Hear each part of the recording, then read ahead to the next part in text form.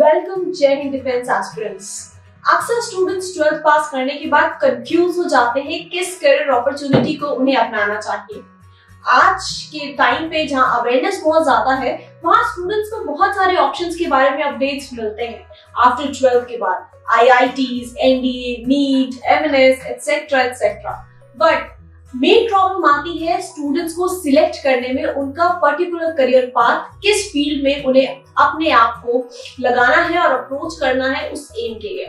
आज की इस वीडियो में मैं बात करने वाली हूँ MNS करियर अपॉर्चुनिटी के बारे में। जिन स्टूडेंट्स ने ये डिसाइड कर लिया है कि MNS स्ट्रीम को उन्हें चूज करना है, और ये जिनके मन में अभी भी डिलेमा है कि MNS फील्ड को हम चूज करें या ना, तो आज की इस वीडियो में आपके सारे डिलेमास को मैं करने वाली हूँ ओवर एंड आउट, क्योंकि इस वीडियो में मैं आपसे शेयर करने वाली हूँ 10 वजह क्यों आपको मिलिट्री नर्सिंग सर्विसेज को as a career opportunity choose करना चाहिए। तो आइए शुरू करते हैं। सबसे पहली वजह है कि यदि आप बायो स्ट्रीम की स्टूडेंट हैं और आप एक फीमेल कैंडिडेट है, तो अगर ऐसा है तो ये आपके लिए बेहद ही अच्छी अपॉर्चुनिटी है। बायोलॉजी फील्ड के सिर्फ फीमेल एस्पिरेंट्स के लिए ये जॉब है जिसके तहत वो अप्लाई कर सकते हैं और अपने करियर को एक नया मार्गदर्शन दे सकते हैं। सेकेंड रीजन है कि आप MNS मिलिट्री नर्सिंग सर्विसेज को ज्वाइन करके ना ही सिर्फ एक नर्स होती है बल्कि एक नर्सिंग ऑफिसर बनती है। तो ये बहुत ही बड़ा एक चेंजमेंट फैक्टर है जो इन सर्विसेज के ऊपर और एक प्रिविलेज आपको मिल जाता है। एक प्राइवेट सेक्टर में यदि आप BSc नर्सिंग का कोर्स करते हैं तो आपको एज नर्सेस बोला जाता है। अगर आप मिलिट्री नर्सिंग सर्विसेज को एज नर्सेस ज्वाइन करते हैं तो आप नर्सिंग ऑफिसर्स हो जाते हैं। आपकी डेसिग्नेशन की जो वैल्यू है वो एज ए नर्सिंग ऑफिसर हो जाती है और बढ़ जाती है। थर्ड रीजन इज कि आप एक नर्सिंग ऑफिसर भी होते हैं और साथ ही साथ एक सोल्जर भी होते हैं। है ना कमाल की बात, एक यूनिफॉर्म्ड ऑर्गेनाइजेशन जिसके तहत आप एज नर्सेस भी सर्व करते हैं लोगों को और साथ ही साथ में एज सोल्जर्स भी। तो एट अ टाइम आप दो प्रोफेशन को एक साथ जीते हैं, जहां पे नर्सिंग की लाइफ, नर्सिंग के तजुर्बे, लोगों की मदद करने के साथ साथ में देश सेवा को आप समर्पित होते हैं। 24/7 कमिटमेंट होता है आपके जॉब के प्रति। चौथा रीजन है एग्जामिनेशन का। मिलिट्री नर्सिंग सर्विसेज के थ्रू अगर आप एग्जाम देते हैं जिसके तहत आपको साइंस के sections, general knowledge, general intelligence and English के क्वेश्चंस को सॉल्व करना होता है रिटन एग्जाम में, और अगर मैं इसके कॉन्ट्ररी 12th के बाद अगर किसी बायो एस्पिरेंट के लिए बहुत बड़ी अपॉर्चुनिटी की बात करूं तो वो नीट होगा। अगर मैं MNS और नीट के एग्जाम को कंपेयर करती हूँ तो MNS के एग्जाम को क्वालिफाई करना नीट के एग्जाम से ज्यादा आसान है एज कंपैरेटिवली। जो MNS एग्जाम के क्वेश्चंस होते हैं वो नीट एग्जाम के लेवल से थोड़े कम होते हैं, जिसके तहत अगर आप अच्छी प्रिपरेशन कर रहे हैं तो फर्स्ट अटेम्प्ट पे इस एग्जाम को बेहद ही अच्छे मार्क्स से क्वालिफाई कर सकते हैं। अब बात करूंगी हैंडसम पे एंड अलाउंसेस की।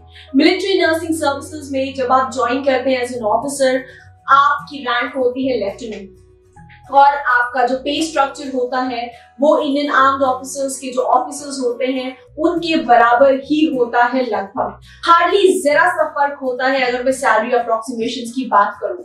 आपके अलाउंसेस भी सेम होते हैं। आपका ट्रैवलिंग अलाउंस हो, आपका जर्नलिस्ट अलाउंस हो, आपका अकोमोडेशन हो, इवन आपको वो भी ऑफिसर्स के लेवल का ही मिल जाता है।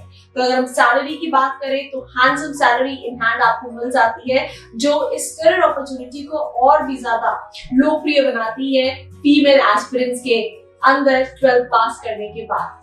अक्सर क्लास 12 पास करने के बाद में जहां स्टूडेंट्स को करियर अपॉर्चुनिटीज की चिंता सताने लगती है, वहीं उनको बर्डन हो जाता है हैवी फीस का। मिलिट्री नर्सिंग सर्विसेज के थ्रू अगर आप रिटन एग्जाम, इंटरव्यू और मेडिकल्स क्वालिफाई करते हैं और फाइनली इंडियन आर्म फोर्सेस के थ्रू अगर आप BSc नर्सिंग का कोर्स करते हैं तो आपको फीस नहीं पे करनी होती है, वो हैवी अमाउंट्स जो आपको पहले पे करने होते थे। Yes, specifically very little amount you have to pay, जो बेसिक आपके प्रोसीजरल चार्जेस होते हैं। Apart from that there is no fee as such that you are required to pay. So lakhs of rupees आप अपने पेरेंट्स के बचाते हैं और आर्म्ड फोर्सेस के खर्चे के ऊपर आप पढ़ाई करते हैं एंड फाइनली देन आप इंडियन आर्म फोर्सेस में इंडक्ट होकर सर्व करते हैं इंडियन आर्म फोर्सेस को। मिलिट्री नर्सिंग सर्विसेज के थ्रू आप तीनों ही फोर्सेस में सर्व कर सकते हैं। यूनिफॉर्म आपकी एक यानी कि बीच colour, that is you will be joining a uniformed organisation, but as well as उसके ज्वाइन करने के बाद चाहे आर्मी हो, नेवी हो, एयरफोर्स हो, आप तीनों में से किसी भी ऑर्गेनाइजेशन में आपका इंडक्शन हो सकता है और आप सर्व कर सकते हैं इस ऑर्गेनाइजेशन को। अब मैं बात करूंगी नेक्स्ट फीचर की, that is your job security. Job security रहती है because permanent commission and short service commission की अपॉर्चुनिटीज आपको यहाँ मिलती है। So it is as per your decisions, you can avail for the same and you can live a happy life without tension of job changements, and you can just commit yourself and your endeavors towards the armed forces of India. ये job growth opportunities से भरी हुई है। ऐसा नहीं है कि आप इंडक्ट हुए एज ए लेफ्टिनेंट तो आगे आपको करियर ग्रोथ अपॉर्चुनिटीज की मिलने ही नहीं वाली। अगर आप एज लेफ्टिनेंट इंडक्ट हुए हैं तो आप आगे कैप्टन भी बनते हैं, मेजर भी बनते हैं, उसके आगे के रैंक्स पे भी जाते हैं, आपको रिकॉग्नाइजेशंस मिलते हैं, प्रेसिडेंट अवार्ड मिलता है अगर आप अच्छा काम करते हैं। इंडियन आर्म फोर्सेस के तहत आपको रिकॉग्निशन दी जाती है। अपार्ट फ्रॉम दैट, अगर आप अच्छा परफॉर्म करते हैं अपने करियर के दौरान तो जैसे कि आप जान सकते हैं आप इस ऑर्गेनाइजेशन को हेड भी कर सकते हैं, जैसे कि वेरियस एडीजी एमएनएस हेड करते हैं इस ऑर्गेनाइजेशन को।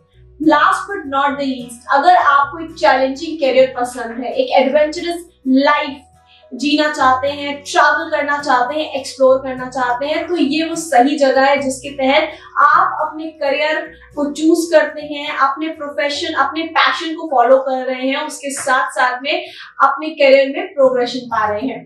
सो स्टूडेंट्स, अगर आप चाहते हैं इंडियन आर्म फोर्सेस में एज मिलिट्री नर्सिंग ऑफिसर सर्व करना तो ये 10 रीजंस आपके लिए बेहद ही ज्यादा खास हैं जिसके तहत आप सर्व कर सकते हैं भारतीय सेना को और ज्वाइन कर सकते हैं मिलिट्री नर्सिंग सर्विसेज को। MNS 2021 के लिए admissions are open at Centurion Defence Academy और यदि आप इच्छुक हैं तो कांटेक्ट कर सकते हैं नीचे दिए गए नंबर्स पे।